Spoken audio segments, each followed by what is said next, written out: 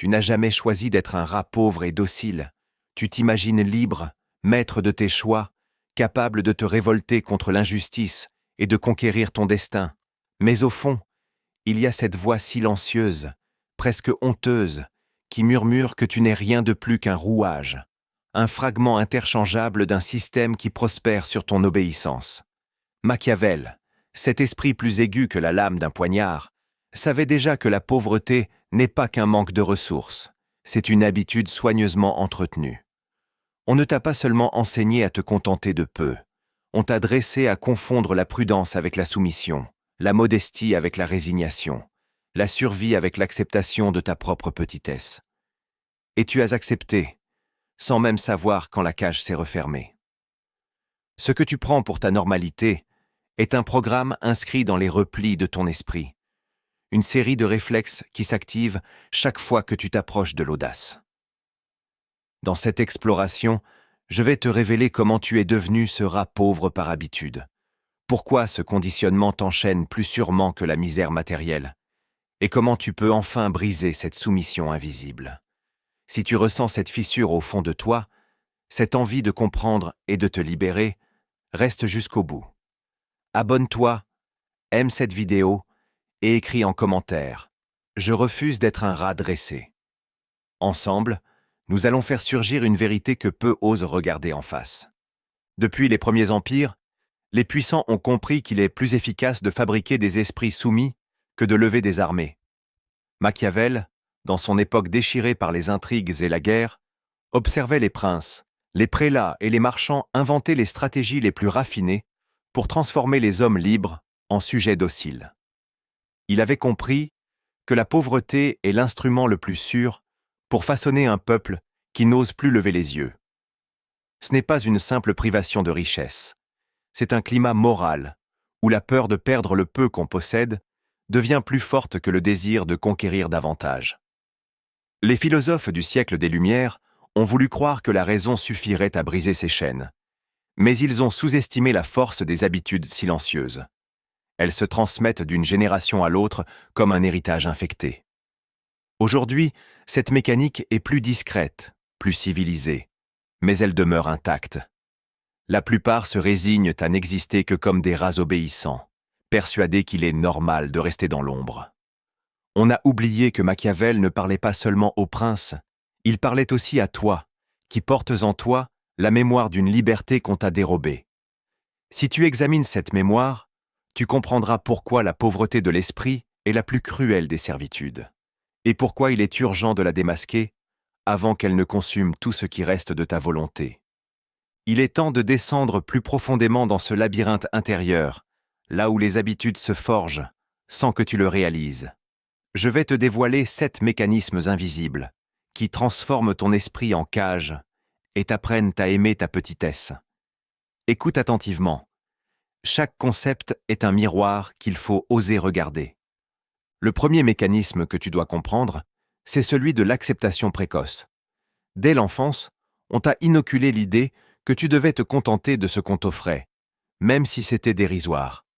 Tu as grandi en croyant que le manque était une fatalité, une sorte de lot héréditaire contre lequel il serait inconvenant de lutter. On t'a dit que l'ambition était dangereuse, que le désir d'élever ta condition te conduirait inévitablement à la perte. Et tu as cru ces voix sans les questionner. Ainsi, sans bruit, tu as adopté l'habitude de la petitesse. Tu as appris à baisser la tête, à ne pas réclamer plus, à considérer chaque opportunité comme un risque et chaque risque comme un péché. Machiavel savait que cet apprentissage précoce était la clé de la soumission durable. Il suffit de convaincre un esprit encore fragile que sa place est au fond de la hiérarchie, et il s'y enfermera de lui-même. Les années passant, tu as entretenu cette croyance comme on entretient une plante vénéneuse, arrosée de peur et de doute.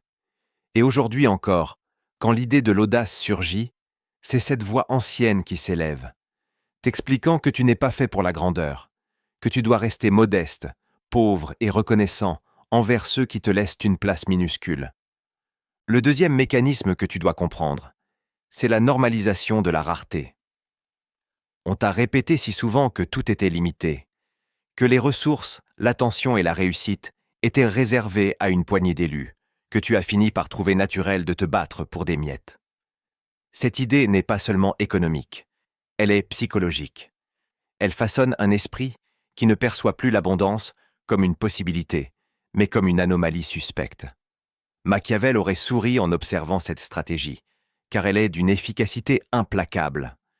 Lorsque tu crois que rien n'est suffisant, tu acceptes sans discuter les compromis les plus humiliants.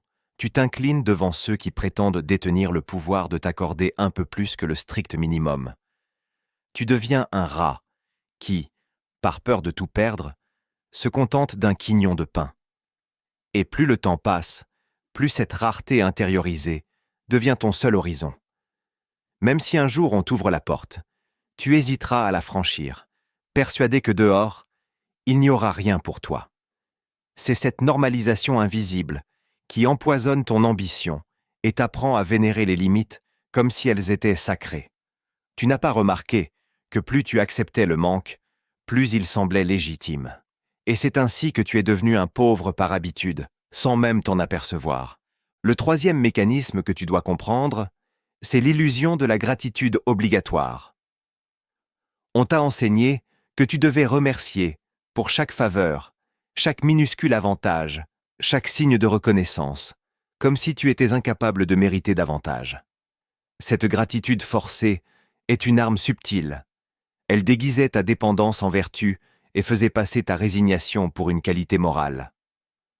Machiavel avait saisi la puissance de ce leurre, un homme convaincu qu'il doit toujours dire merci, même quand il reçoit des restes, n'osera jamais exiger le respect. Tu as confondu la gratitude sincère, celle qui naît de l'abondance partagée, avec la servilité qui se nourrit de ton sentiment d'infériorité. Tu as cru qu'il fallait être reconnaissant d'exister à peine, comme si le simple fait de respirer dans l'ombre des puissants était une faveur qu'on pouvait te retirer. Et cette illusion s'est tellement incrustée en toi que tu l'as répétée aux autres. Tu as transmis le mensonge que la pauvreté est une preuve de modestie, et que réclamer plus est un manque de respect. Pourtant, derrière cette façade de gratitude, il y avait une peur que tu n'as jamais osé nommer. La peur d'être rejeté, si tu osais affirmer ta valeur. Et tant que tu ne l'auras pas reconnue, tu continueras de remercier pour ce qui t'appauvrit. Le quatrième mécanisme que tu dois comprendre, c'est la fabrication d'une identité fragile. On t'a suggéré que tu n'étais qu'un être vulnérable, condamné à la prudence, incapable de supporter les épreuves que traversent ceux qui s'élèvent. Cette idée s'est insinuée dans ton esprit comme un poison lent. Tu as commencé à te définir par tes peurs, à mesurer ta valeur, à ta capacité de t'effacer. Machiavel savait que l'identité est le socle de toute conquête. Si l'on réussit à la fragiliser, plus personne n'essaiera jamais de se lever. Tu es devenu cet individu qui se croit trop sensible pour oser, trop imparfait pour prétendre, trop petit pour déranger. Chaque fois que tu as songé à changer ta condition, ta mémoire te rappelait tes échecs passés, tes blessures non refermées, toutes ces preuves supposées de ton incapacité. Et tu as fini par t'enfermer dans une version de toi-même qui ne sait plus comment agir sans permission.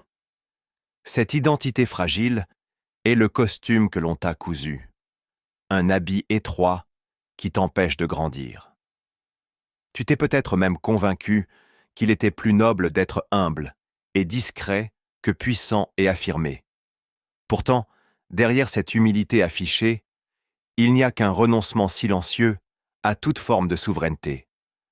Tant que tu continueras de croire que tu es ce rat timide, tu n'oseras jamais sortir de la cage qu'on t'a préparée. Le cinquième mécanisme que tu dois comprendre, c'est la glorification de la survie. On t'a appris que survivre était un exploit, que le simple fait de tenir debout méritait déjà tous les honneurs.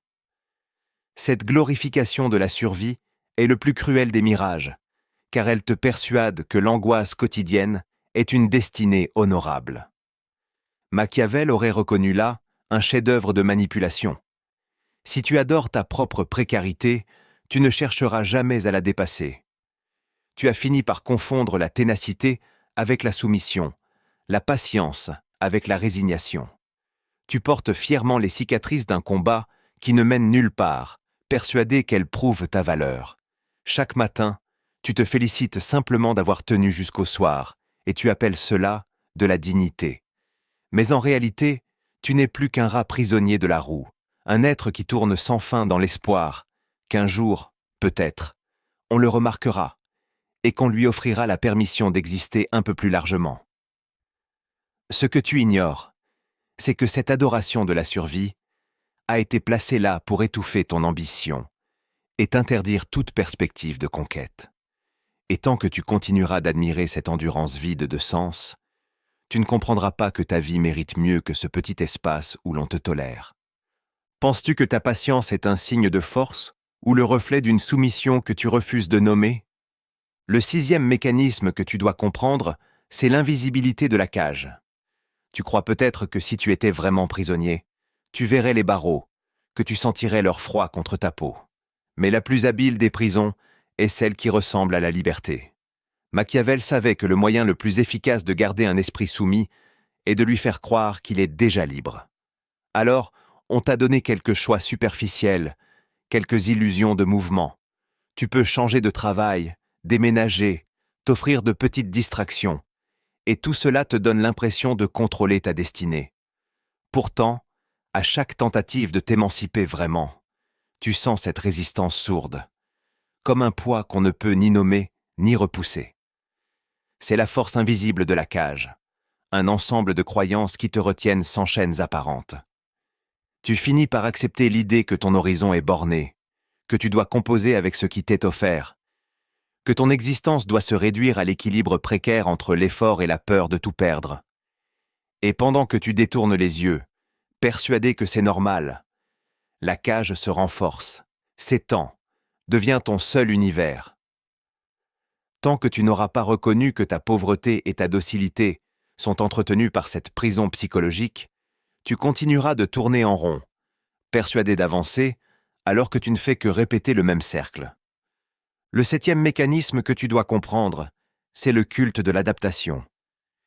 Tu as été félicité pour ta capacité à t'adapter à tout, à supporter les contraintes, à trouver des excuses à ceux qui te maintiennent dans l'ombre. Cette faculté d'adaptation, qu'on présente comme une qualité suprême, est devenue le prétexte idéal pour t'empêcher de réclamer autre chose. Machiavel aurait observé avec une froide satisfaction comment un esprit persuadé de devoir toujours s'adapter perd peu à peu la force d'imaginer un autre horizon. Tu t'es convaincu qu'il était mature de t'accommoder de la médiocrité, sage d'accepter le rationnement permanent de tes espoirs, digne de t'ajuster aux humiliations successives. Tu appelles cela de la résilience, alors qu'il s'agit souvent d'un lent consentement à ta propre extinction. Chaque jour, tu modules ton langage, tu étouffes ta colère, tu réduis tes rêves pour qu'ils tiennent dans l'espace étroit qu'on t'a concédé. Et plus tu t'adaptes, plus tu oublies que l'existence pourrait être un acte de conquête, pas seulement un exercice de survie polie. C'est ce culte de l'adaptation qui fait de toi un rat pauvre par habitude. Un être qui trouve des raisons honorables de rester petit, qui s'invente des vertus pour masquer son renoncement. Tant que tu continueras de vénérer cette flexibilité, tu n'oseras jamais t'ériger contre l'ordre qui t'a façonné. Maintenant, il faut aller plus loin, là où les justifications s'effondrent et où la vérité n'épargne plus personne. Je vais te montrer 7 autres mouvements intérieurs, plus subtils, plus impitoyables, qui expliquent de pourquoi tu restes fidèle à ta propre cage. Prépare-toi. Ce que tu vas entendre peut déranger. Le premier mouvement intérieur que tu dois reconnaître, c'est la honte déguisée en humilité. Tu affirmes que tu ne cherches pas la richesse parce que tu es une âme simple, parce que tu te contentes de l'essentiel, parce que tu refuses les compromissions. Mais derrière ces belles raisons se cache souvent une honte ancienne, la honte d'avoir échoué, la honte de ne pas avoir su prendre ta place, la honte de n'être jamais devenu plus que ce qu'on t'avait assigné. Machiavel savait que rien n'enchaîne plus sûrement un être que cette honte muette, celle qu'on n'ose pas confesser, celle qu'on maquille en vertu. Tu as tellement répété que tu ne voulais rien que tu as fini par croire que ton désir était impur, indigne, dangereux. Et à force d'étouffer cette aspiration, tu l'as transformée en culpabilité. Tu as accepté de t'effacer, persuadé que c'était le prix de la dignité. Pourtant, si tu observes avec honnêteté cette humilité dont tu te vantes, tu verras qu'elle ressemble étrangement à un renoncement.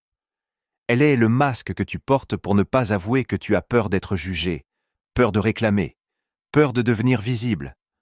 Tant que tu continueras de confondre la honte et la sagesse, tu ne pourras pas t'arracher à la condition que d'autres ont choisie pour toi. Le deuxième mouvement intérieur que tu dois reconnaître, c'est la fascination pour tes propres limites. Tu dis que tu cherches la liberté, mais en secret, tu éprouves un soulagement étrange, à savoir que tes frontières sont déjà tracées. Ces limites deviennent des repères rassurants. Elles t'évitent le vertige de l'inconnu. Elles te dispensent de confronter la responsabilité immense qui accompagne la véritable autonomie. Machiavel aurait constaté que l'homme préfère souvent la certitude de sa petitesse au risque de sa puissance. Tu as appris à contempler tes obstacles comme des fatalités inamovibles, et plus tu les regardes, plus ils se solidifient. Chaque fois qu'une opportunité se présente, tu la dissèques jusqu'à n'y voir que des dangers, et tu te félicites ensuite d'avoir été prudent. Tu appelles cela la lucidité, mais c'est parfois la peur maquillée en sagesse. Tu deviens ainsi le gardien de tes propres chaînes, l'architecte d'une prison qui te protège de la possibilité de grandir. Car si tu acceptais de franchir ces limites, tu n'aurais plus d'excuses, plus de refuge. Il ne resterait que la nécessité d'agir, d'échouer peut-être, de recommencer sûrement. Tant que tu continueras de chérir tes frontières comme des talismans, tu resteras ce rat docile, convaincu qu'il est plus sûr de vivre petit que de risquer la conquête. Le troisième mouvement intérieur que tu dois reconnaître, c'est la nostalgie du confort perdu. Tu prétends vouloir briser la cage, mais une partie de toi regrette déjà le cocon étroit qu'elle t'offrait. Même si cet espace était sombre, il avait le mérite d'être familier, prévisible, rassurant. Machiavel savait que l'âme humaine chérit la stabilité, même lorsque cette stabilité l'étrangle. Tu te surprends parfois à repenser avec une tendresse amère à ces périodes de ta vie où tu n'avais pas à décider, pas à risquer, pas à te dévoiler. Cette nostalgie te tire vers l'arrière comme une main invisible. Elle murmure que l'inconfort de la liberté n'est peut-être pas fait pour toi. Et tu écoutes cette voix parce qu'elle te rappelle que dans la pauvreté volontaire, dans l'obéissance tranquille, tu étais protégé de la déception. Tu appelles cela la prudence, mais c'est souvent le regret de ta propre soumission. Tu oublies que ce confort apparent avait un prix, l'anesthésie progressive de ton courage et l'effacement de ton désir le plus vif.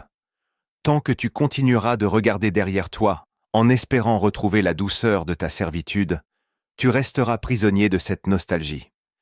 Et tu ne comprendras pas que ce qui t'attend de l'autre côté du seuil n'est pas la terreur, mais la possibilité d'exister sans permission. Le quatrième mouvement intérieur que tu dois reconnaître, c'est l'attente de la permission. Tu prétends vouloir te libérer, changer ta condition, cesser d'être ce rat pauvre que l'on tolère à peine, mais au fond, tu attends toujours qu'une autorité t'accorde le droit de commencer. Machiavel aurait souri en observant ce paradoxe. Tu cherches la souveraineté tout en mendiant l'approbation. Tu demandes à la société de valider ton audace, à ta famille de bénir ton émancipation, au monde de t'assurer que tu as le droit d'exister autrement. Tu ignores que cette attente est la plus puissante des chaînes. Elle fait de toi un suppliant, un enfant qui tend la main en espérant qu'on le juge enfin digne. Chaque jour, tu retardes l'instant où tu prendras une décision radicale, persuadé qu'un signe viendra confirmer que c'est le bon moment. Mais ce signe ne viendra jamais, car ceux qui profitent de ta docilité n'ont aucun intérêt à t'offrir leur bénédiction. Tu appelles cela de la patience, alors qu'il s'agit souvent d'un renoncement discret.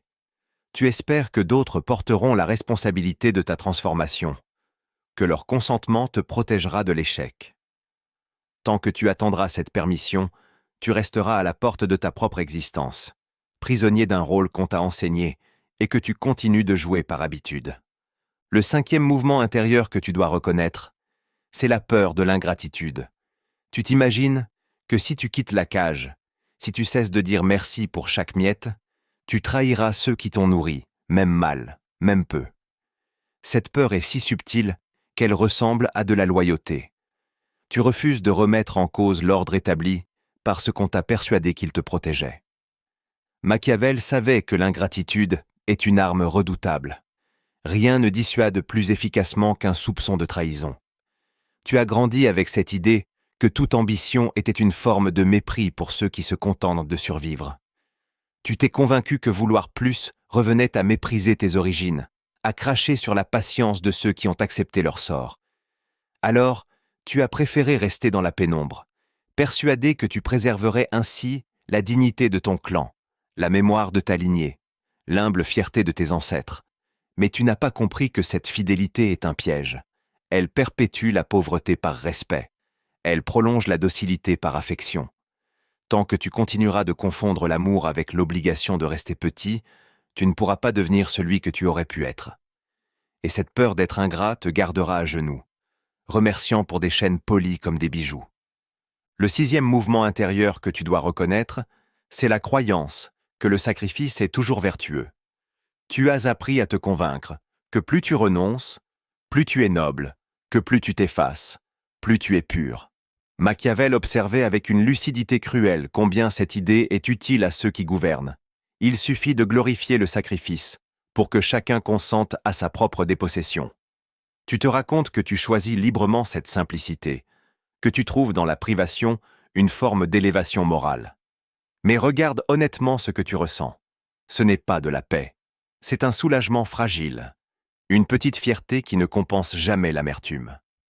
Tu portes le sacrifice comme un ornement, persuadé qu'il prouve ta valeur.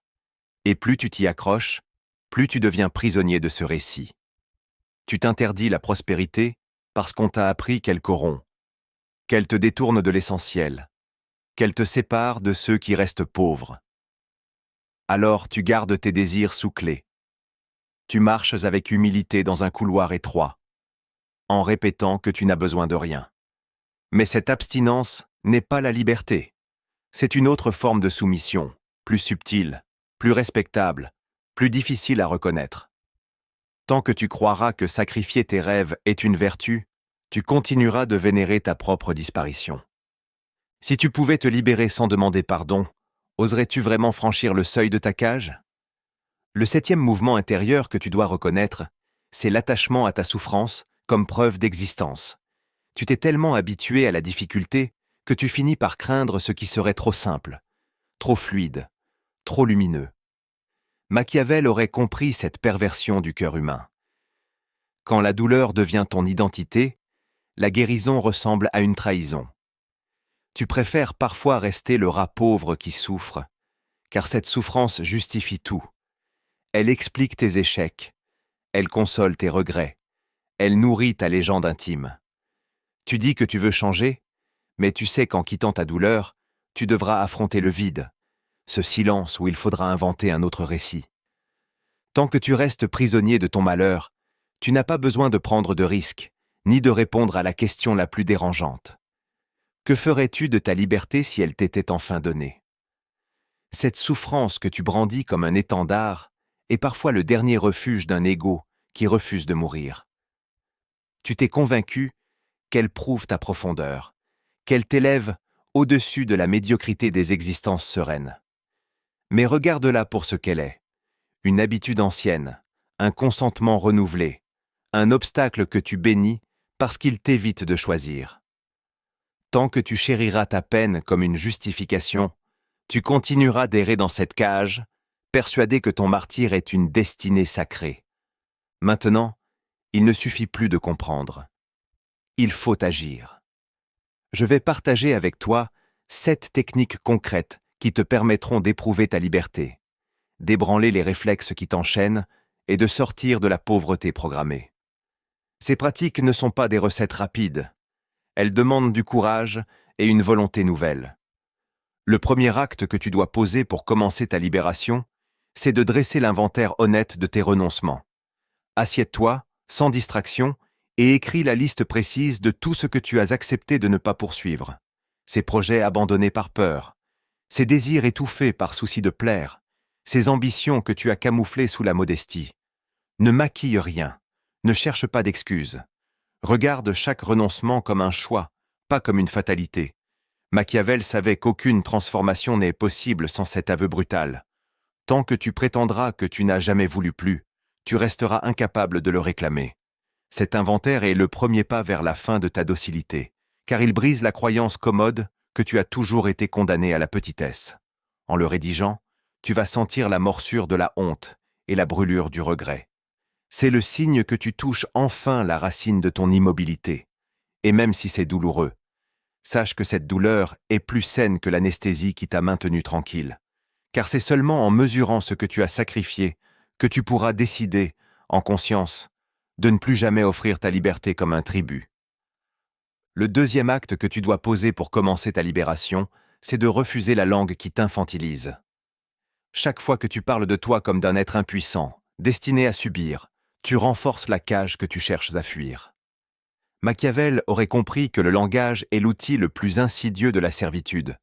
Il modèle la perception jusqu'à la rendre indiscutable. Commence par écouter attentivement tes mots. Entends-tu ces expressions qui excusent ta passivité, ces formules qui dévalorisent ta puissance?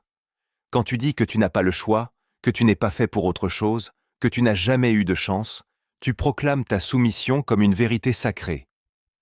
À partir de maintenant, engage-toi à bannir ces phrases. Remplace-les par un langage plus sobre, plus exigeant, qui décrit la réalité sans la travestir. Tu n'es pas un petit être condamné à la docilité. Tu es un esprit qui a accepté de renoncer. C'est différent, et c'est plus inconfortable. Mais c'est cet inconfort qui porte en lui la graine de ta libération. Car si tu oses nommer ta condition sans phare, tu découvriras qu'elle n'est pas immuable. Et tu commenceras à réécrire le récit de ta vie sans demander à personne la permission de le faire. Le troisième acte que tu dois poser pour commencer ta libération, c'est de pratiquer le refus visible. Choisis un domaine où tu t'es toujours incliné, un espace de ta vie où tu acceptais sans discuter les conditions imposées. Peut-être est-ce dans ton travail, dans ta famille, dans ta manière de consommer ou de t'exprimer. Puis, une fois, consciemment, ose dire non. Non à une exigence injuste. Non à une attente qui t'épuise. Non à cette habitude de baisser la tête par peur de déplaire. Machiavel savait que rien ne trouble plus l'ordre établi qu'un refus clair, car il oblige l'autre à te regarder comme un être souverain. Ce premier non sera peut-être maladroit. Il tremblera dans ta voix, il réveillera d'anciens réflexes de justification. Mais il sera le signe que tu ne consens plus à ta propre soumission. Chaque fois que tu exerces ce refus, même modeste, tu agrandis l'espace intérieur où ta volonté peut respirer. Et peu importe si ton entourage te trouve soudain moins accommodant, ta loyauté n'est pas envers leurs attentes, mais envers ta dignité. Tant que tu n'auras pas éprouvé le poids libérateur d'un non assumé, tu continueras de croire que l'obéissance est ton unique refuge. Mais un seul refus sincère peut fissurer des années de docilité. Le quatrième acte que tu dois poser pour commencer ta libération, c'est de t'exposer volontairement à l'inconfort. Depuis trop longtemps, tu as fui tout ce qui ébranle tes habitudes, l'incertitude, le risque de l'échec, le regard des autres. Machiavel aurait affirmé qu'un esprit trop abrité finit par s'émousser jusqu'à oublier qu'il possède des armes. Chaque semaine, engage-toi à accomplir une action qui provoque un léger vertige. Postuler à une opportunité que tu crois hors de ta portée. Dire ce que tu penses sans enrober tes mots. Prendre une décision sans demander conseil. Ces gestes ne sont pas spectaculaires, ils sont modestes, parfois invisibles. Mais chacun d'eux détisse la toile d'inertie qui te retient prisonnier. Tu découvriras que l'inconfort n'est pas ton ennemi, mais un révélateur. Il expose les limites que tu croyais infranchissables et les réduit à leur véritable nature, des constructions mentales. Tant que tu resteras dans la chaleur étroite de ta prudence, tu ne connaîtras jamais la saveur âpre de la conquête. L'inconfort est la preuve que tu avances, qu'au moins une partie de toi refuse de mourir dans le silence. Et c'est dans cette zone incertaine que ta dignité commencera enfin à respirer. Le cinquième acte que tu dois poser pour commencer ta libération, c'est de refuser la dette imaginaire. On t'a inculqué l'idée que tu devais tout à ceux qui t'ont accordé un peu de place, un peu d'attention, un peu de reconnaissance. Cette dette n'est pas écrite, elle est insinuée, entretenue, transmise comme un poison discret. Machiavel savait qu'un esprit convaincu de devoir remercier sans fin ne relèvera jamais la tête. Aujourd'hui, je t'invite à observer cette dette avec lucidité. Interroge-toi sur ce qu'on t'a vraiment donné, sur ce que tu as sacrifié en retour, sur le prix silencieux de cette gratitude obligatoire. Puis, décide de t'en libérer. Cela ne signifie pas renier les autres, ni mépriser ce qui t'a été offert. Cela signifie simplement reconnaître que personne ne détient le droit de te maintenir petit sous prétexte qu'il t'a un jour aidé. Tant que tu continueras de payer cette dette imaginaire, tu resteras à genoux, demandant pardon d'exister. Ta liberté commence le jour où tu comprends que ton existence ne doit pas être achetée. Elle est un fait brut, indiscutable, que tu n'as pas à justifier. Et ce jour-là, tu découvriras qu'aucun bienfait reçu ne mérite que tu sacrifies ta dignité. Si tu sens que ce message peut réveiller d'autres consciences, partage cette vidéo à quelqu'un qui a besoin d'entendre ces mots. Le 6e acte que tu dois poser pour commencer ta libération, c'est de construire un engagement public. Tant que ta décision de sortir de la pauvreté programmée restera secrète, elle demeurera fragile, exposée aux doutes et aux vieux réflexes. Machiavel savait qu'un serment murmuré en silence se dissout au premier obstacle. Aujourd'hui, je t'invite à déclarer, même à une seule personne, que tu refuses de continuer cette existence réduite. Dis-le sans détour, que tu n'acceptes plus de vivre comme un rat soumis, que tu n'es plus disposé à te contenter des miettes, que tu assumes le risque de devenir visible. Cette parole aura la puissance d'un acte. Elle te liera à ta propre volonté. Elle fera de ton choix une réalité qu'on ne peut plus effacer. Tu comprendras que la liberté ne naît pas dans le secret honteux, mais dans l'affirmation, dans cette clarté où tu n'as plus d'excuses pour revenir en arrière. Même si tu trembles, même si ta voix vacille, ose cet engagement public. Il ne s'agit pas de convaincre les autres, il s'agit de t'obliger à ne plus renier ce que tu sais désormais.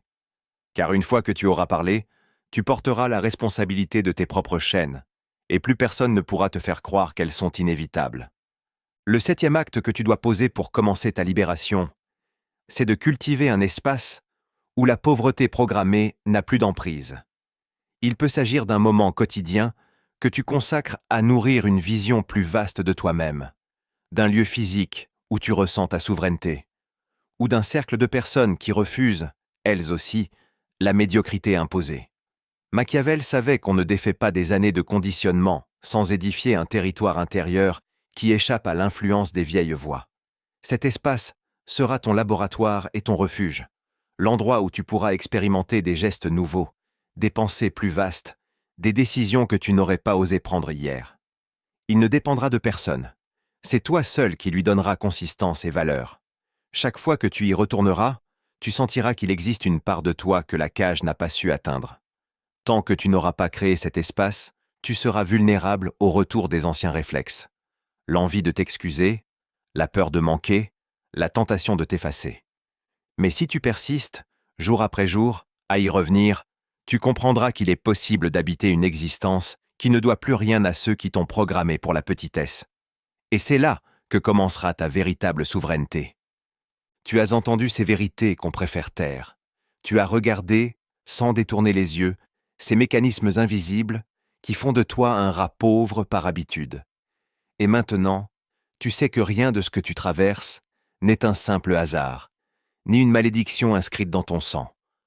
Machiavel aurait dit que la première victoire d'un esprit lucide est de comprendre la logique qui le gouverne.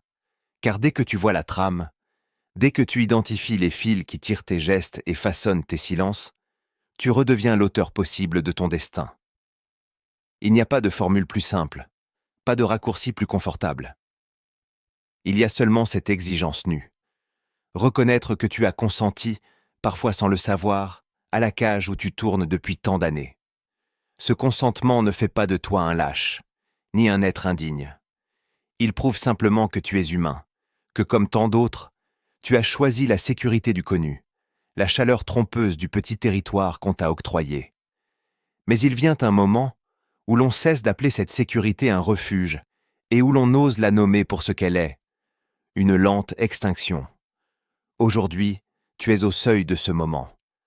Tu peux refermer cette page, ranger ces paroles dans un coin de ta mémoire et recommencer à faire semblant. Tu peux sourire poliment à ceux qui te disent que tu es courageux d'avoir écouté jusqu'au bout, puis t'excuser d'avoir espéré autre chose. Ou tu peux décider qu'il n'y aura plus de retour. Décider qu'à partir de maintenant, chaque pensée qui te rappellera la petitesse sera accueillie comme un ennemi. Chaque mot d'excuse, chaque remerciement inutile, chaque frisson de honte sera l'occasion d'un refus. Il ne s'agit pas de devenir brutal, ni d'adopter un masque d'arrogance. Il s'agit de retirer ta complicité à ce système qui prospère sur ta docilité. Il s'agit de cesser de mendier des permissions, de renoncer à la consolation des justifications, de regarder en face la nudité de ta responsabilité. Peut-être que tu tomberas encore, que certaines habitudes reviendront te saisir dans la fatigue ou la peur. Mais chaque fois que tu te relèveras, tu affaibliras la vieille architecture qui maintenait ta servitude. Et un jour, tu découvriras que ta voix ne tremble plus, que ton regard ne fuit plus, que tu n'as plus besoin de demander pardon d'exister. Ce jour-là, tu comprendras qu'il n'y a pas de libération spectaculaire, seulement un empilement de gestes lucides, de décisions minuscules, de refus accumulés. Et tu verras que c'est suffisant. Car la souveraineté ne naît pas dans les éclats visibles. Elle se forge dans l'obscurité, à l'endroit précis où tu choisis de ne plus trahir celui que tu aurais pu être. Avant de nous quitter, je t'invite à une dernière réflexion. Si tu savais qu'il ne te reste qu'un seul acte pour affirmer ta dignité, que ferais-tu? Quelles paroles oserais-tu prononcer? Quelle cage refuserais-tu de réintégrer? Si ces questions t'ébranlent, c'est qu'elles sont vivantes en toi. Ne les étouffe pas. Laisse-les grandir, te déranger, te déraciner. Si tu sens que cette exploration a ouvert quelque chose, ne repars pas seul. Abonne-toi pour continuer ce chemin de lucidité et de conquête. Commente cette vidéo avec la phrase « Je ne serai plus jamais programmé » et partage-la à quelqu'un qui mérite de se rappeler qu'il n'est pas né pour ramper. Car la seule fidélité qui vaille, c'est celle que tu dois à ta propre grandeur.